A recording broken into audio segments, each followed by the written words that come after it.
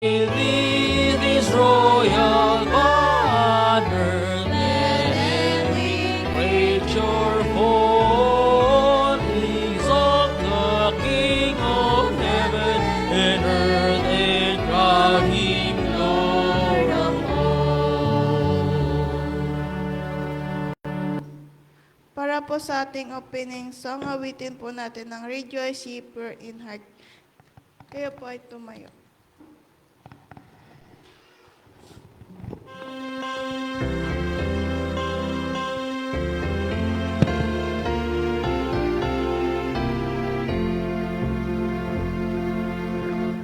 Rejoice, ye pure in heart. Rejoice, give thanks and sing.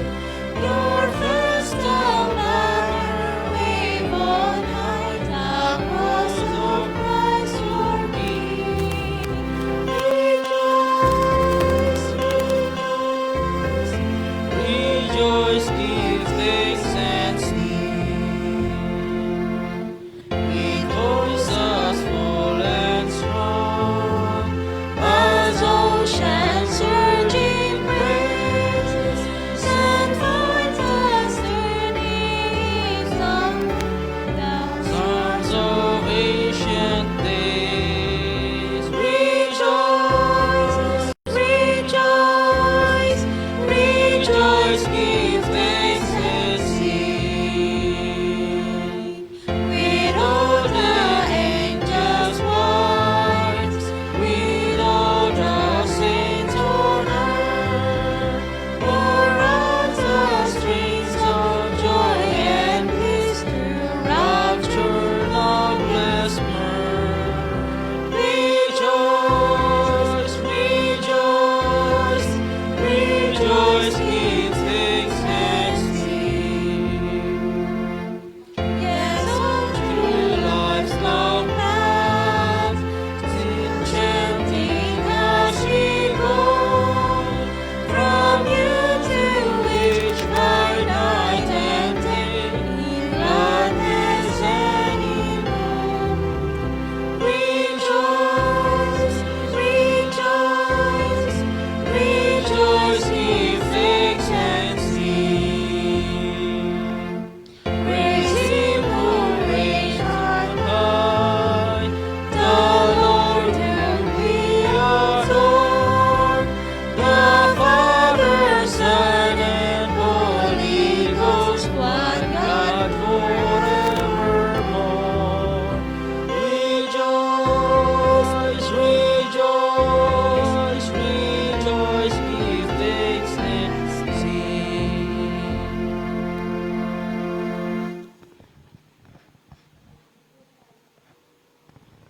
Magluhod tayo mga kapatid para sa ating panalangin.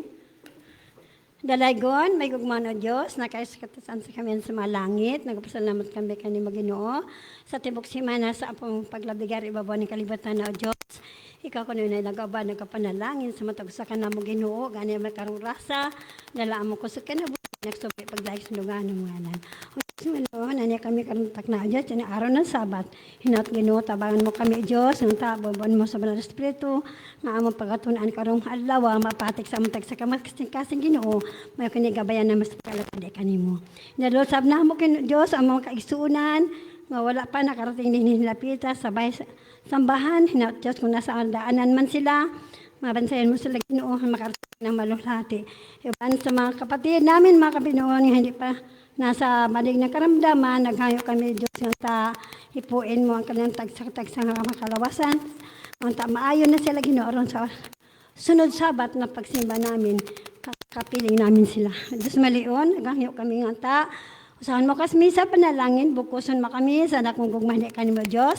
Ikaw kanunay mga patilo wala sa matag usa ka na mo Ginoo aron kami magalakbay ning kalibutan nga walay bling disway sa malabtubangan.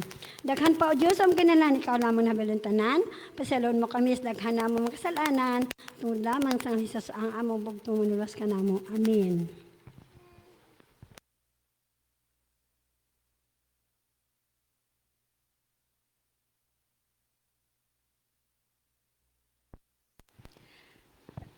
Magandang umaga at happy Sabat po sa ating lahat, mga kapatid. Yan. Sa pagpapatuloy po na ating family time worship, akin pong babanggitin ating mga participants. At ang nanguna po sa ating pag-awitan ay si Sister Kay Piloton. At ating pong opening song ay Week the Song. At ito pa ay binuksan ng panalangin ni Sister Anita Aclon.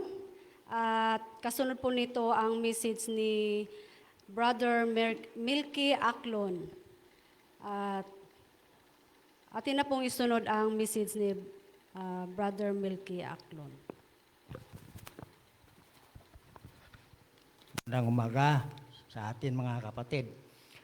Itong family time, mga kapatid, sana tuloy-tuloy na ito kasi kung minsan tayong mga magulang ay pagkaaraw na sawat parang nangihina ang mga tuhod natin. Kaya dito sa Biblia, mayroong payo ang Panginoon sa atin. Nga tayo ay turuan natin ang mga bata. Mintas nga gagmay pa sila kasi kung matuto na sila sa itinuturo natin na habang maliit pa sila, pag malaki na sila, kailangan hindi na nila malimutan ang mga naituro natin sa kanila. Mga kapatid, sa umagang ito ay para ito sa atin lahat. Kasi tayo mga kapatid, kung masanay tayo sa pag-simba sa araw ng Sabat nga lagi tayong maliit, parang baliwala na lang sa atin. Kasi kung iniisip natin ang maigi nga ang ating pinakamalaking bisita ngayon, kundi ang ating Panginoon, kailangan maaga tayo magdating dito sa simbahan. Hindi naman ito pang sa mga kapatiran. Kung minsan ang mga kapatid kasi hindi natin na sanay ang ating kaisipan nga sana tayo ay masanay na simba sa araw ng Sabat nga maaga. Kasi kinakuhaan ko mga kapatid ng eksperyensya nang doon pa kami sa Leyte na nabalitaan nila nga sa panahon pa yun ni Irap, nagpunta si Irap sa Leyte, sa aming bayan. Mga kapatid, nagkagulo ang mga tao. Kaya alas 4, alas 3, wala na, gising na sila. Kasi, bakit nagising na kayo? Ay, magpunta kami sa bayan kasi parating si Irap. Wala, biro mo, alas 3 pa lang sila nagahikay na. Naalala nila nga si Irap na magpunta doon sa aming bayan. Kaya mga kapatid, gusto kong madala sa atin nga ang ating Panginoon ngayon ang pinakamalaking bisita. Kaya sana isanay natin ang ating kaisipan na tayo ay maaga kasi ang ating pinakamalaking bisita ngayon ang ating Panginoon. Kaya dito sa mabasa ko sa Proverbio 22 Asais, para ito sa mga kabataan, mga kapatid, pero tayo, pwede rin tayong ma-apply natin sa ating sarili kasi kung masanay tayo sa maaga, sa araw na Sabat na magsimba, di na tayo papayag nga, sige lang tagalit. Kaya kailangan mga kapatid, dito sa versikulo sa turuan mo ang bata sa daan na dapat niyang kalakaran at pagka tumandaan man siya ay hindi na niya hihiwalayan. Kaya mga kapatid, kung sa mga bata, napasalamat din kami noon sa aming mga magulang pagka araw na Sabado, nang madilim pa, naghihikay na sila, sige na silang Pero ang simbahan namin doon sa Leyte, mga kapatid noon, malapit lang, tabi lang sa aming bahay. Tabi lang, wala siyang sinasabi sa amin. Kailangan maaga kasi wala tayong ibang malaking bisita ngayon sa araw na Sabado, kundi si Kristo lang. Kaya nasanay na kami noon hanggang nakarating kami dito sa Palawan, hanggang nakarating kami diyan sa Mindoro. Kung masanay pala tayo mga kapatid, no, parang hindi na tayo magpayag na sigil ang tagalit. Kaya kahit dito nga, sabi ko, pag gising namin kanina, oy, kaya na, maligo na kung maligo. Kaya gusto ko nga masanay tayo sa maagang makarating dito sa simbahan. Kaya mga kapatid, sana kung hindi lang sa mga bata, nga turuan natin sila. Hapati tayo mga magulang, turuan din natin ang ating sarili, nga masanay tayo. Sa araw ng Sabat nga, talagang excited tayo ang ating malaking bisita ngayon, kundi ang ating Panginoon Jesus. Kaya maraming salamat na tayo ay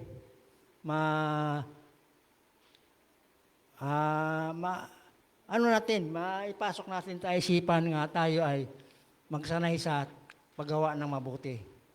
Hanggang dito lang aking pasulong mga kapatid para ito sa family time. Family time.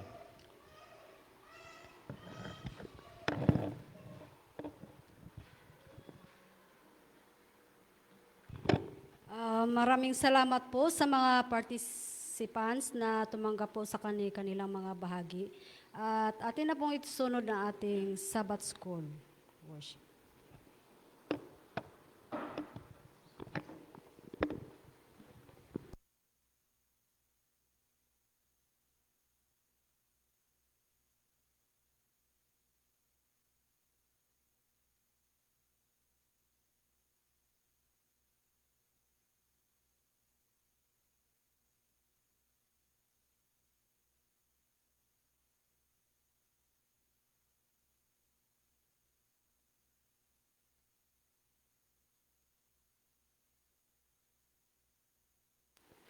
Magandang umaga po sa ating lahat. Happy Sabbath.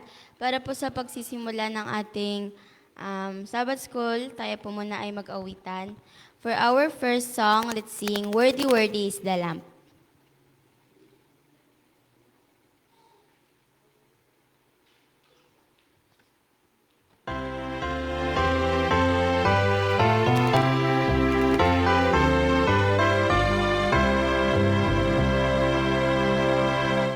Worthy, worthy is the Lamb.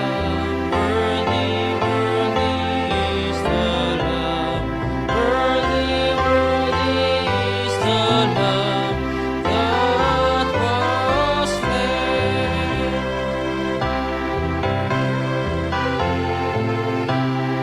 Praise Him, Hallelujah. Glory, hallelujah to the Lamb.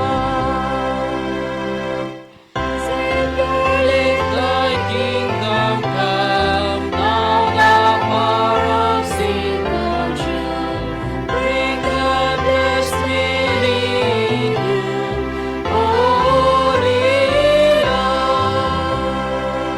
Glory, hallelujah, praise Him, hallelujah. Glory, hallelujah to the Lamb.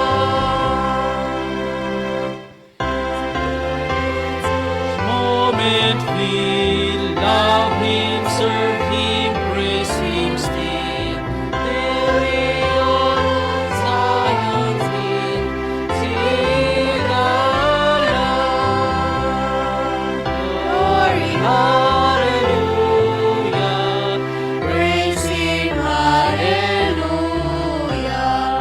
Glory, hallelujah to the Lamb. For our next song, let's sing, Worship the King.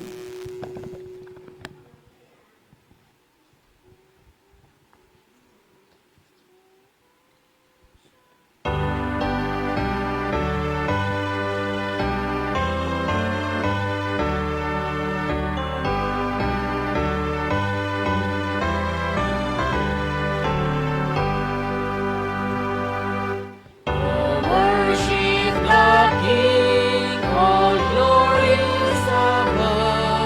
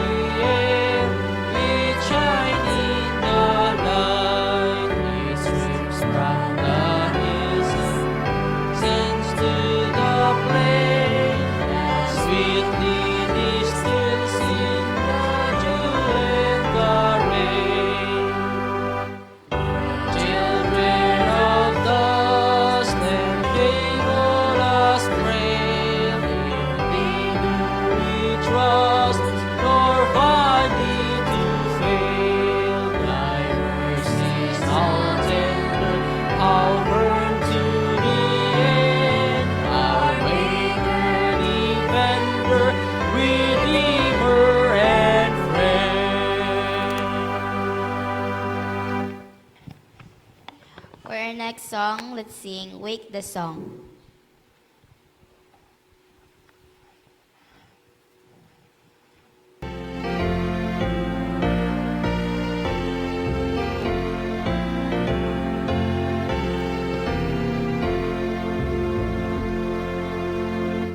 Wake the song of joy and gladness, Sinner, bring your noblest day. The song of joy and gladness, wake the song,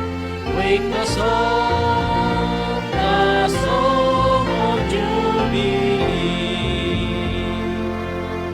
Joyfully with songs and banners, we will greet the festal day. Shout aloud our glad hosannas and our grateful homage made. We will chant our Savior's glory while our thoughts we raise above, telling still the old story, graciously we keeping love. Wake the song, the song of joy and gladness. Wake the song, the song of jubilee. To thee, O Holy Father, for the mercies of thy Eve, may each heart as here we gather, swell with gratitude sincere. Thanks to thee, O loving Savior, for redemption through thy blood. Breath upon us, Holy Spirit, sweetly draw us near to God. Wake the song, the song of joy and gladness. Wake the song, the song of jubilee. For our opening song, let us all stand and sing I Will Sing of Jesus' Love.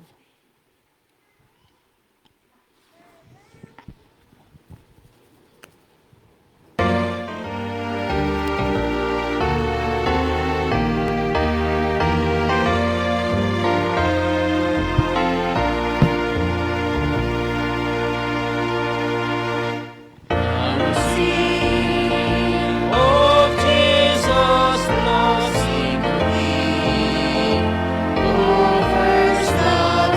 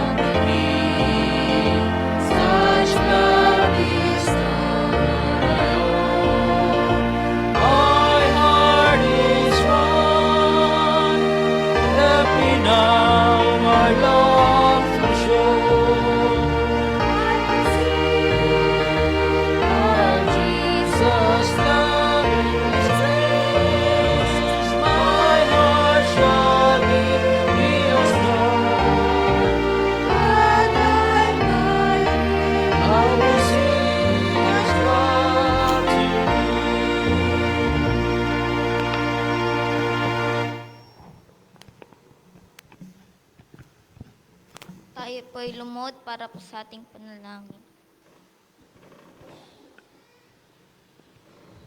Mahal naming Panginoon, nagpapasalamat po kami sa gabay sa buong maghapon. Nagpapasalamat din po kami sa buhay at lakas na inyong binigay. Nagpapasalamat din po kami sa mabuting pangatawan na nagpapatuloy po kaming maging malakas.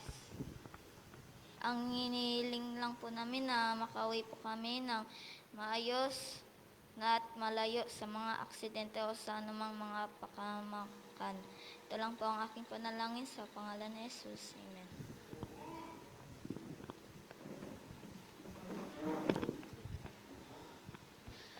Magandang umaga po sa ating lahat. Happy Sabat po. Purihin po ang Panginoon dahil tayo po ay nagtipon-tipon yung araw ng Sabado. Inayahan ko po ang lahat na tumayo po muna tayo at kamayan po natin ang ating mga kasama sa simbahan at batiin ng Happy Sabat.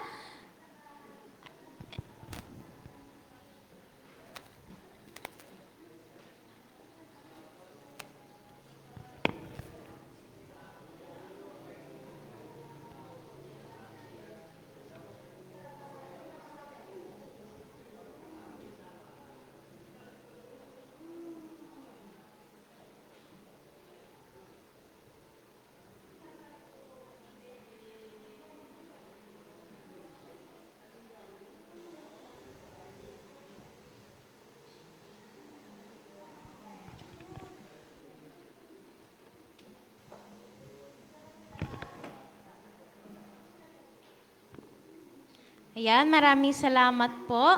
Ang bahagi ko po ngayong umaga ay pakilala po ang mga nagsiganap at magsisiganap po ng ating pagsamba. Pinangunahan po tayo ng ating pag-aawitan ni Sister Zoe Madridiano. Opening song po natin ay I Will Sing of Jesus' Love. Opening prayer po ni Brother June Palmoni. Presider po na inyong lingkod, Sister Alchin Mascardo.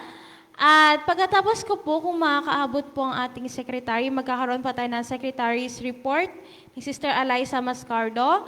Pagkatapos po nito ay musical offering po ni na Sister Myra and Brother J.R. Ranes. After po nun ay mission spotlight po ni Sister Margie Piloton. Then, after po ng mission spotlight ay musical offering po ulit ni na Sister Johanna and Brother Alvin Cloyd.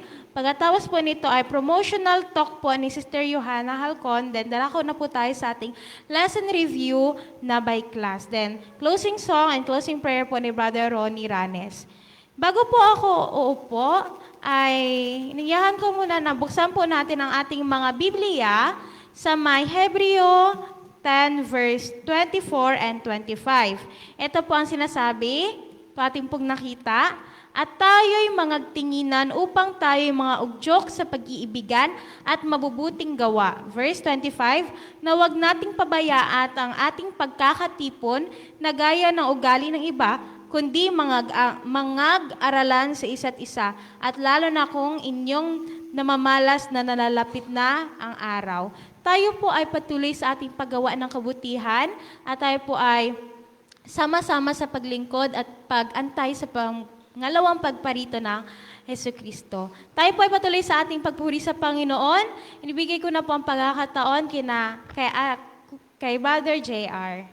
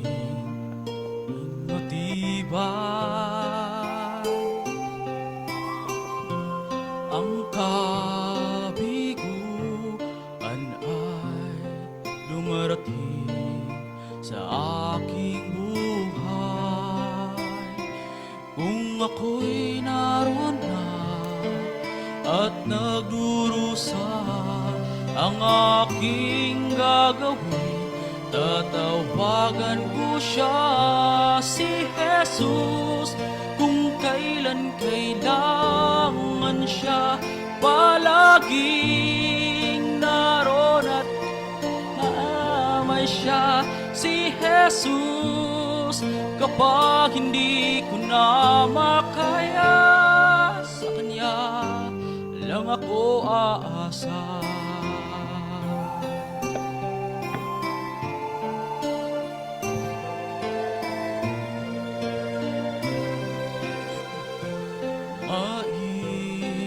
Maiiwasan ba ang iba'y hati ang dulo?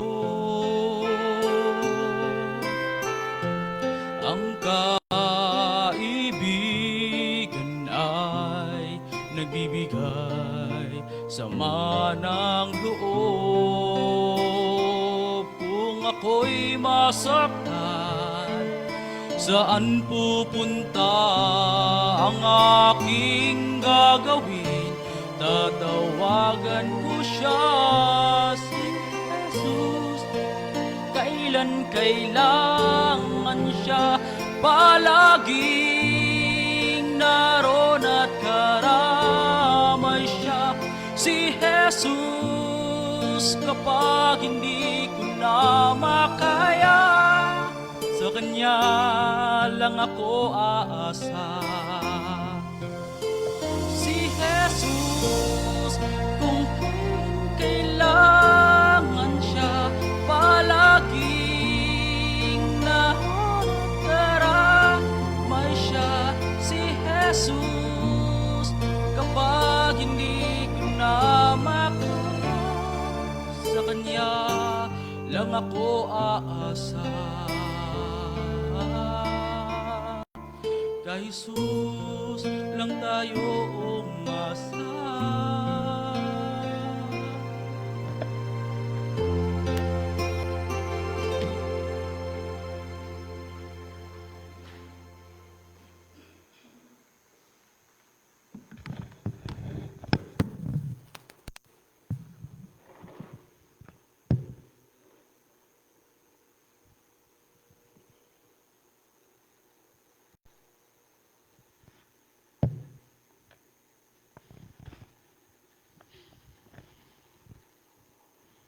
Ang mission spotlight po natin ngayon ay matatagpuan po sa Thailand.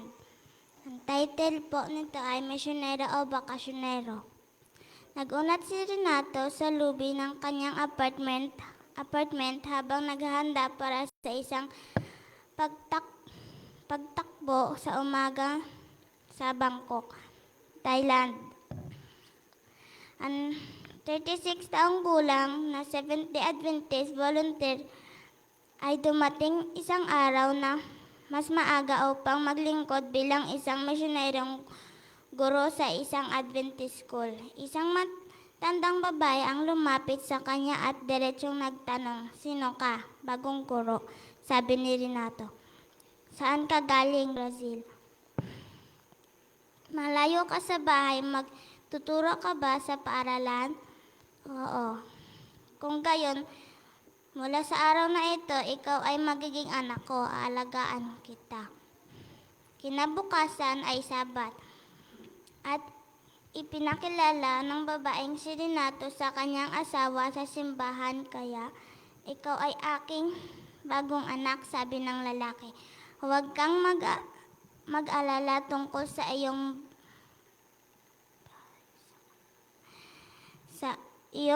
bahay o sa iyong pagkain. Gawin mo lang ang iyong makakaya sa trabaho at kami na ang bahala sa iyo."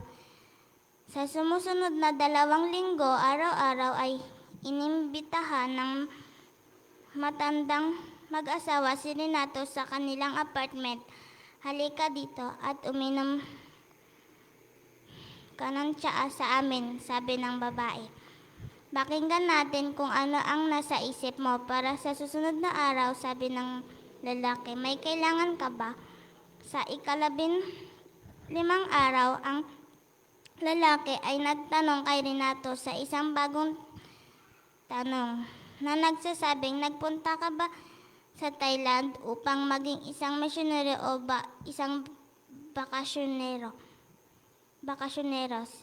Hindi alam ni Renato ang sasabihin niya. Hindi siya sumagot. Tanong ulit ng lalaki. Kailangan kitang mag-isip, sabi niya. Nagpunta ka ba rito para maging misyonero o bakasyonero?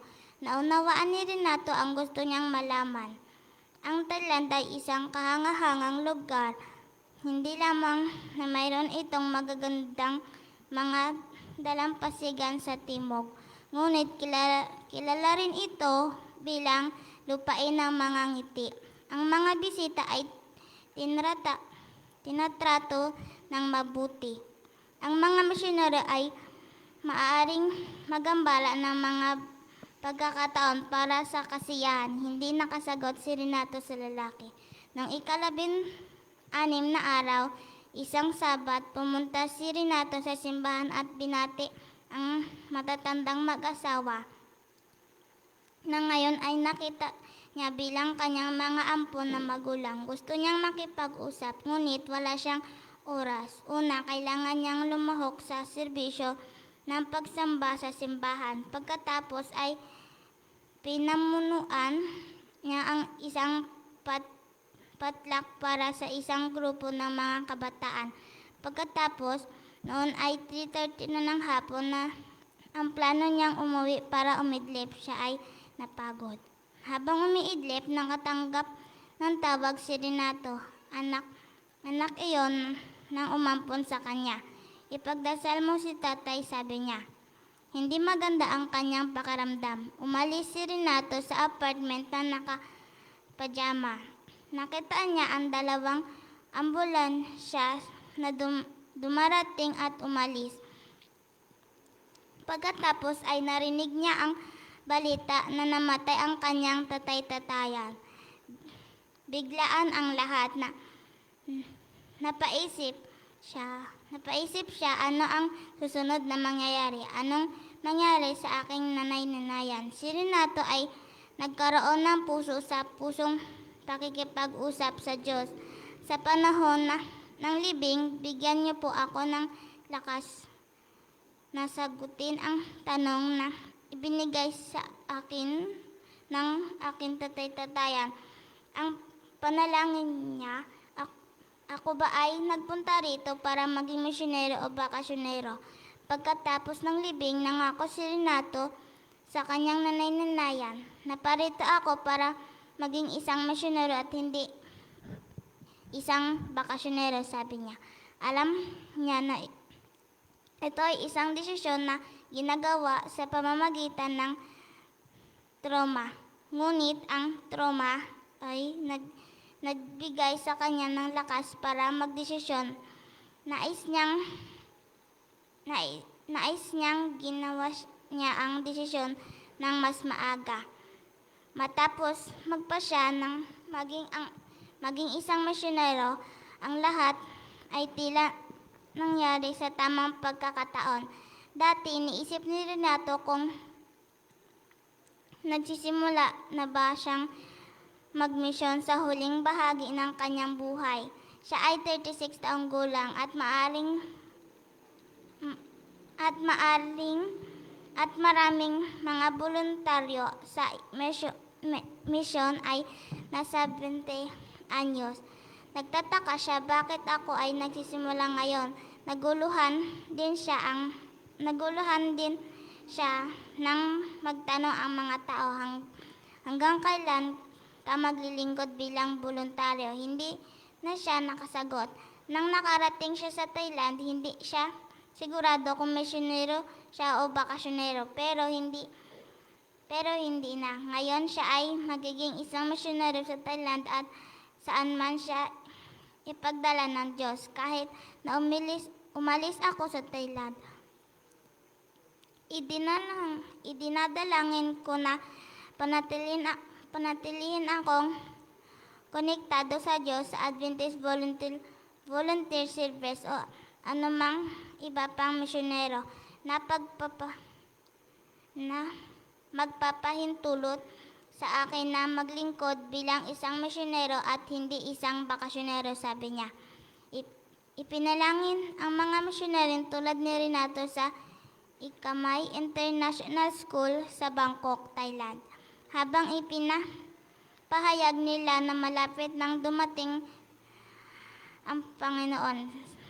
Salamat sa iyong 13th Sabbath offering ngayon, trimestry na makakatulong sa pagpapalaganap ng Ebanghelyo sa Southern Asia Pacific Division na kinabibilangan ng Thailand.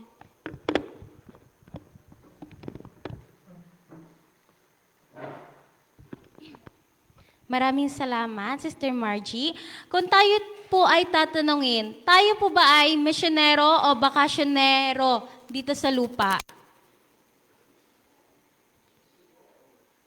Malamang din sa iba sa atin, hindi natin masagot katulad ni Renato dito sa kwento. Tayo po ay magdasal din sa Panginoon katulad ng ginawa po ni Renato at ipagdasal natin kung ano ba talaga yung purpose natin. At alam ko naman sa ating mga puso ay, alam na rin po natin yung masagot. Tinatanggi lang po talaga natin, hindi natin magawa. So ito po ulit yung tanong, kayo po ba ay misyonero o bakasyonero? So tayo po ay darako na sa ating musical offering and after po nun ay promotional talk po ni Sister Johanna.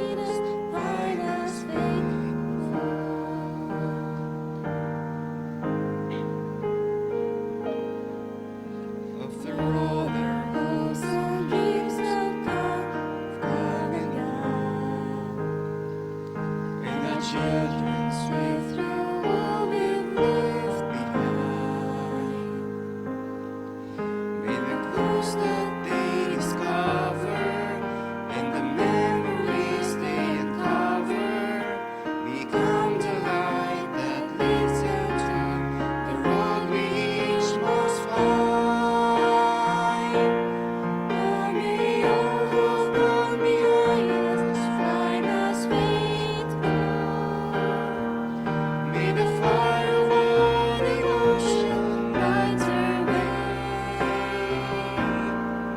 May the footprints that we leave lead them to believe, and the lights we live inspire them to obey. Oh, may all who've gone behind us find us faithful. May the fire of our devotion light our way. May the footprints that we leave lead them to believe, and the lights we live inspire them to obey. Oh, may all who've come behind us find us faithful.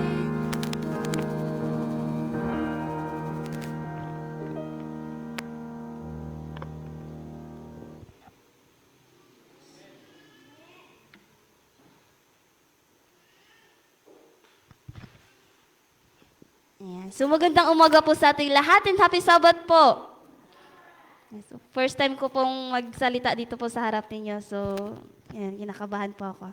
So, ang akin pong part is promotional talk at ang ating pong topic ay Sabbath School Improvement. So, alam naman po natin na ang Sabbath School po ay siya po yung puso ng Sabbath at isa po sa masasayang part ng Sabbath po. So, ang Sabbath School po ay isang spiritual training ground. So, sabi po sa 2 Timothy 3 verse 16 to 17, all scripture is breathed out by God and profitable for teaching, for reproof, for correction, and for training in righteousness. So yung Word of God po, ito po yung nagtuturo sa atin, nag-reproof, nagko-correct po sa atin at it lead us to a right path. Ituturo tayo sa katuwiran. So upang ang tao ng Diyos ay maging sakdal, tinuruang lubos sa lahat ng mga gawaing mabuti. So by engaging po sa ating Sabbath School, ini-equip po tayo, equip ourselves with God's Word. Ang Sabbath School din po is isang a place for spiritual nourishment. So, katulad po natin, bakit po ba tayo kumakain ng masustansyang pagkain? So, bakit po tayo kumakain ng gulay, prutas? Is para po maging healthy tayo, maging maayos po yung katawan natin. So, dito naman po, bakit po natin inaalaw or iniintindi po yung God's Word is for to illuminate our lives and guide our steps. So, sabi po sa Psalms 119 verse 105, your word is a lamp to my feet and a light to my path.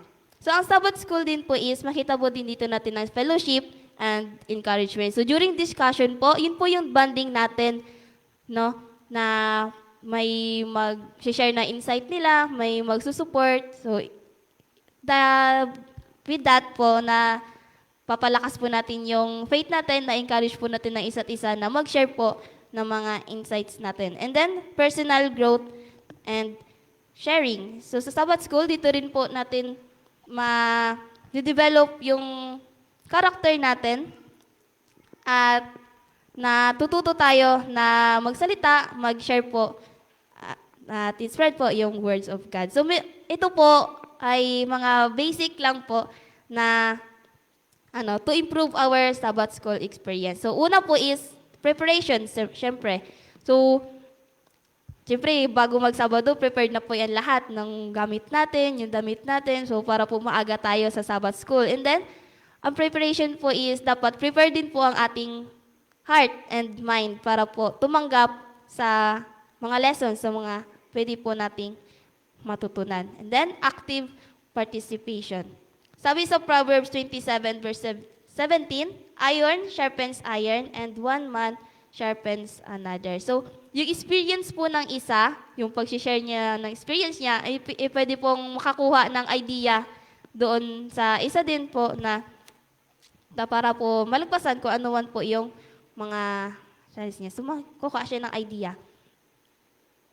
And prayer. Siyempre po, kailangan natin yung prayer kasi po naghingi tayo ng guidance ni God. So, lahat ng oras po ay kailangan po natin ng prayer. Then, application. So, lahat po, di ba, alam na po natin yung katotohanan. So, i-apply din po natin. Hindi po pwede na alam lang natin. Hindi po pwedeng hindi natin i-share. So, i-share din po natin and i-apply din po natin sa buhay natin. And invitation po. So, invite po natin yung friends natin, yung families natin, ating loved ones na makipag-engage. So, itong simple lang na Sabbath School improvement, pero malaki po yung impact. So, yan. So, sabi nga po, may narinig ako na simple lang po siya, pero we humans po is nakakalimot. So, kailangan po natin kailangan pong i-remind sa atin. So, di ba pag nirinig po natin Sabbath School improvement, ay kailangan maaga yan. Dapat yung mga participants nakahanda na.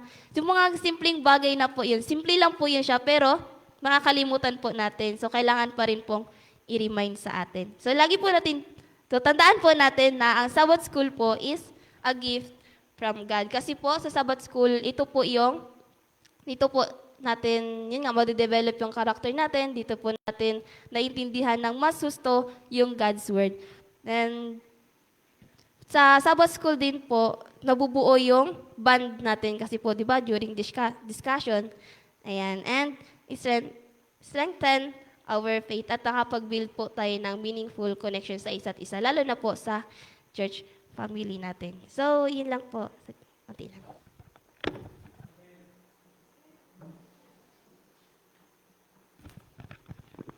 Maraming salamat po, Sister Johanna. Tayo po ay darako na sa ating lesson review. Then, check po tayo ng attendance and collect po tayo ng ating offering kada class. At mag-end po ang ating lesson review ng 9:50. So, tayo po ay pupunta na po sa ating mga care group at bigay na po ang pagkakataon sa ating mga care group leaders sa pag-lead sa ating lesson review.